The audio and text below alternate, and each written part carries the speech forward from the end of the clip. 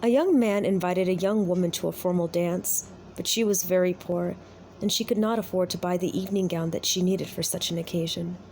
"Maybe you can rent a dress," her mother said. So she went to a pawn shop not far from where she lived. There she found a white satin evening gown in her size. She looked lovely in it, and she was able to rent it for very little. When she arrived at the dance with her friend, she was so attractive. Everybody wanted to meet her. She danced again and again and was having a wonderful time. But then she began to feel dizzy and faint and asked her friend to take her home. "I think I danced too much," she told him. When she got home, she lay down on her bed. The next morning, her mother found that her daughter had died. The doctor did not understand what had caused her death, so he had the coroner perform an autopsy. The coroner found that she had been poisoned with an embalming fluid. It had stopped her blood from flowing.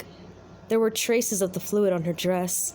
He decided it had entered her skin when she perspired while she was dancing.